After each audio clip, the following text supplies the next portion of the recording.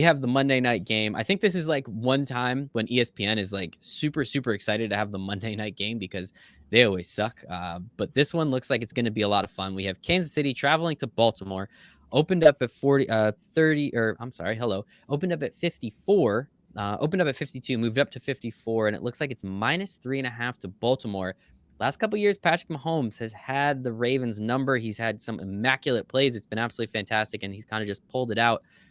We'll see. Sia, how do you feel about this last game of week 3?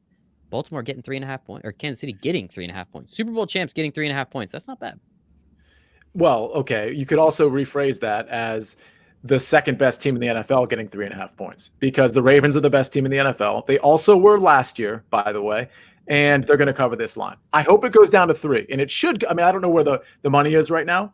We'll know later in the week. I know Nick knows right now, but I'll know later in the week. But I hope this goes down to 3, because then I'm absolutely hammering it. But I like Baltimore regardless. All right, Nick?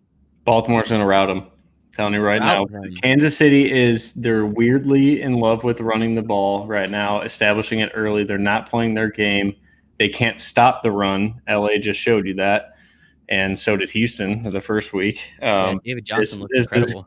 It's not going to be good. I would bet Baltimore at 5.5 or 6. I think Baltimore, by far the best team in the NFL. I'm sure Mahomes is going to have some late magic, always does, especially when Baltimore's D kind of softens up when they're up 14 in the fourth quarter, because that's going to happen. But let's go. I'm with Sia. 100% Baltimore should rout them. It's going to be fun. We're going to see 3 running backs get over 50 yards for Baltimore. And one of them is going to be the Gus Bus Rutgers legend. Thank you, Nick. Thank you. I appreciate that. I meant Lamar Jackson, but he was talking about Ingram, Dobbins, and Lamar Jackson. But. Gus Bus had the most yards for them last week. Well, because they were up by – all right, fourth quarter, Gus gets 50 because they're up by 21 instead of 40. Dang, 50-yard touchdown. Nick Shout out Rutgers. Shout out Rutgers. Hey, birthplace of college football, all right? You can shut your mouth. What do you got, Sia? I was just going to say, I think getting into that rushing spectrum might be RG3 late in the game when they're up. Let me raise it. I'm going to raise you, Nick. When they're up 21 in the fourth quarter. How about that? RG3 gets 15 rushing yards and improves on his 9 passing yards that he has this season, which, by the way, is 37th in the NFL through 2 weeks. So it's not bad. He's in the top 40 in passing yards. So take that, all you haters. Well, we'll see. What top 40 in passing yards? Would you look at that? He's below Mitchell Trubisky. That has to say something. Love you, RG3, but you're below Mitchell Trubisky. But no, it should be fun. Out of curiosity, just this last question. We got John Deere chiming in and says, Ingram Knight, are you comfortable in DFS to play any of these Baltimore running backs yet? Because it doesn't seem like they are giving us any real reason to pick any of them at this point.